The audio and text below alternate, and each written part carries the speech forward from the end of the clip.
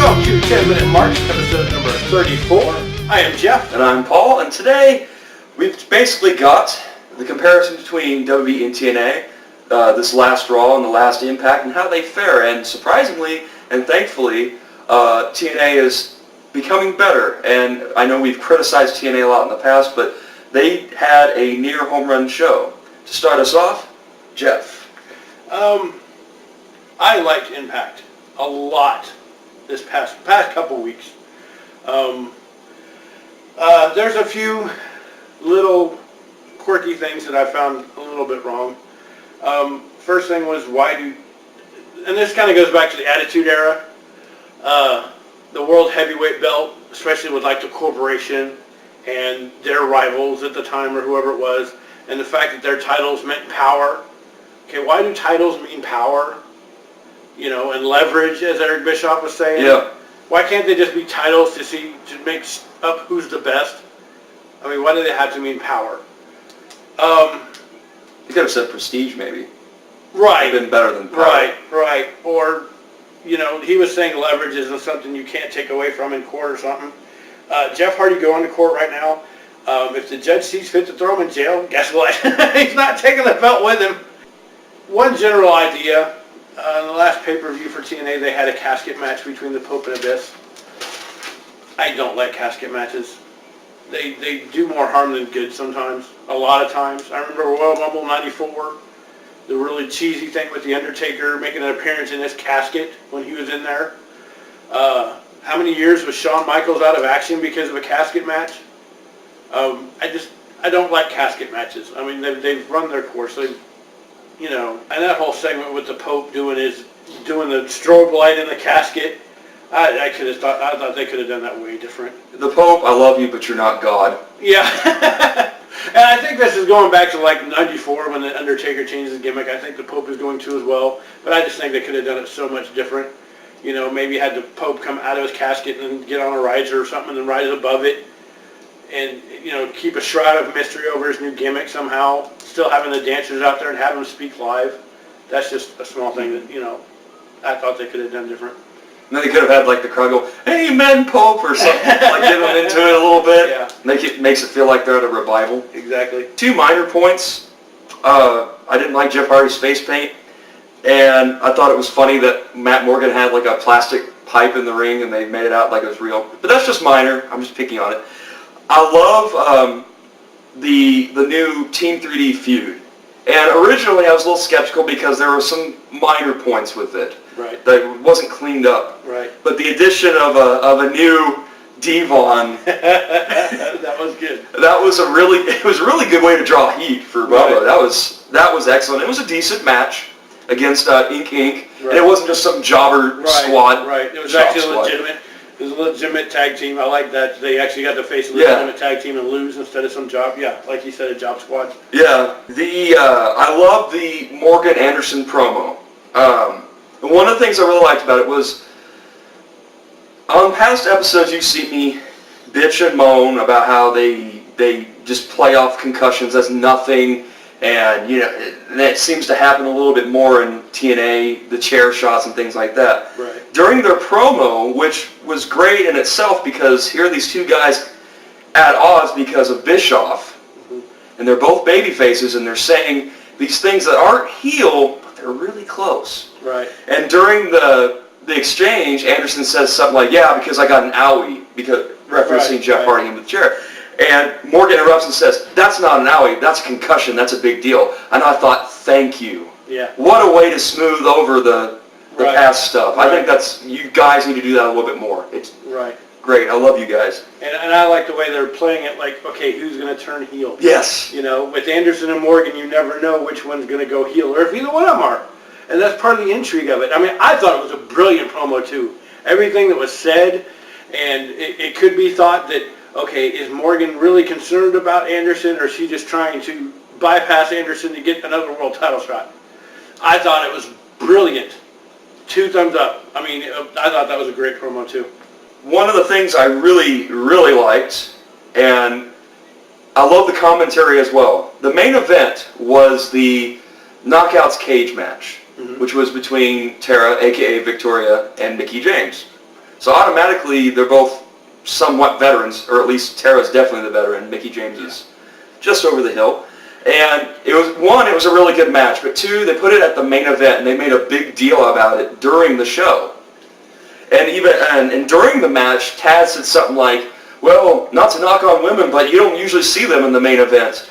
And Tenay kind of was like, yeah, this is going to be a really good match, and they're really hitting at each other hard. And they made a big deal about the stuff that was going on in the ring and the fact that women are not usually in the main event. It's usually a patriarchal sort of world, this world of wrestling. Right, they're usually in the mid-card. And I thought that was, whoever thought of the move to put these two at the main event, especially in the steel cage, should get a raise.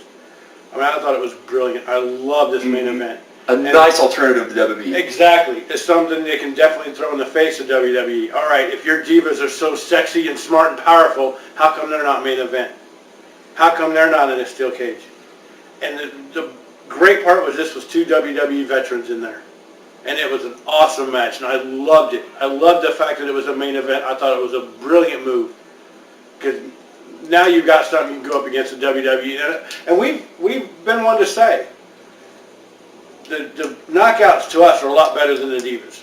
And I'm not the only one that thinks so, and Paul's not the only one that thinks so. I've seen it on Facebook.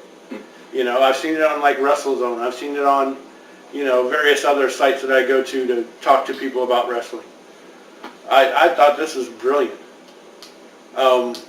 Maybe put the X Division on the line next time and put them in the main event because they're better than, you know, the cruiserweights are gone now. So, hey, take the X Division guys and take the Daredevils, put them on the forefront now and say, look at what we've got compared to WWE. I thought it was brilliant. One other little criticism I have is they're having a new Knockouts Tag Team title tournament. And it really, you know, in the past we've been very critical of the amount of time TNA has compared to WWE and how they need to get another show and yada, yada, yada. And it really begs the question, do they have the time slot in their programming for another title like the Knockouts Tag Team title? Which right now I don't think so, and they've proven that because the last real time they had anything with these titles was back in August, which was 4 months ago. That's way too long to be having a title. You know, when you've got the limited programming that TNA has, do they really have time for another title? I don't see it, unless they do it with something with a reaction, which they could. One minor thing too, I didn't like the fact they released Hamada, and also they're putting Madison Rayne. They put her with Sarita originally, and all of a sudden she calls out Sarita, and Sarita beats her clean, and they don't have anything come of that. Right. And now all of a sudden Sarita's with Velvet Sky now. Yeah, and they've been out during the main event, you know, during the steel cage match. It's a winner, Mickie James, and Tara would be number one contender, but yet you had Sarita beat Madison Rayne in a match 2 weeks prior. I mean, why not have Madison Rayne beat Sarita clean? Mm-hmm. That way you can build her up and then spin Sarita off on Velvet, still keeping the same angle that they have with Velvet right now. You know, Sarita can still come out and say, you've never beaten me, because it's true. And she'd actually probably get more heat, seeing how she just lost to Madison Rayne, but then she's coming out and saying, oh, well, Velvet never beat me. It's like, yeah, but Madison Rayne did. You know, you get a little more heat that way. And plus you build up Madison Rayne to go into her title defense against, looks like Mickie James now. And just one quick thing before we move to WWE.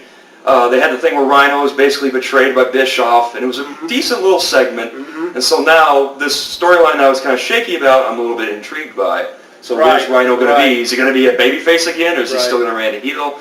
You know, TNA, they're doing pretty good cleaning up the mistakes and whatnot. Yeah, I always liked the rivalry between RVD and Rhino because it did kind of make sense.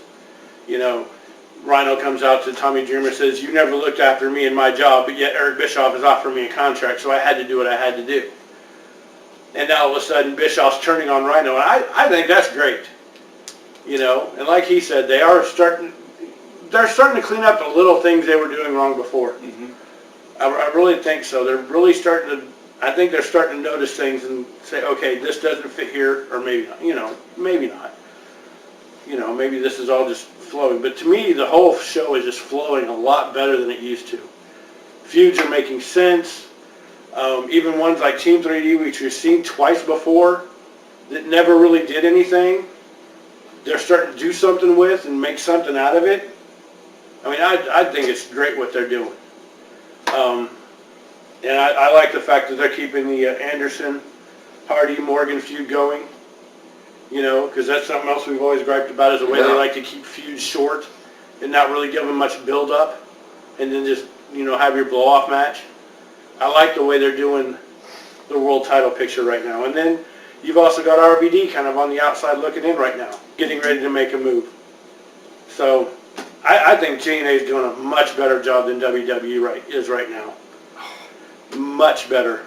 And speaking of WWE, their show was definitely not a home run. And in the next episode, we're going to go into more in the Slammies, but we're just going to cover the basic stuff this episode. First of all, I don't like the fact that they're not building up the TLC pay-per-view very well. And in the past, WWE has usually been pretty good about building them up. But a lot of the matches that are going to be there, I don't really care for. And another thing, it's called TLC, but Cena's got a chairs match. Or Orton's got a table match. It's like, it's TLC. Why not just give every single match a TLC match? Yeah, TLC. I mean, ECW even did stuff like that, where every match, anything goes. Yeah. Why not give this pay-per-view that same thing? Yeah. It's kind of stupid. I mean, I hate the way they're mixing up the matches with each match is a different type. It makes it kind of confusing. You know, how I don't know. It just doesn't make sense to me. And I hate tables matches, period. Yeah. To me, it's stupid. To me, you get like the result you got last year with Sheamus and Cena, where it's just like basically an accident. There's no resolving in that. There's no resolution. I mean, granted, this may not be a pay-per-view that's made for that kind of thing, but that's just as far away from it as you can get. And what do you do in a chairs match? What's that all about? Chairs are the only thing you can bring in the ring? You have to sit in the chair to win? You have to sit in the chair to win. The first one to park his butt in a chair wins. First one to hit all four goalposts with the, all four turnbuckles. Chair wins. What the hell is that? What is a chairs match? I don't like, the only TLC match is the Edge and Kane one. That's the only one. Yeah. The rest of them are all different varieties. It's like... And Edge and Kane I sort of care about. Yeah. And I don't know. We'll get into more into the Slammies in our next episode. That pretty much does it for this episode. Right now we think TNA is doing better than WWE. We don't like specialty pay-per-views anymore either. Vince? But with that being said, look out for episode number 35, which should be coming pretty soon. We're going to review the Slammies and reveal our own yearly award show. And we're going to call them the Marquees. Absolutely. Because we can. So with that being said, I do believe that we are done.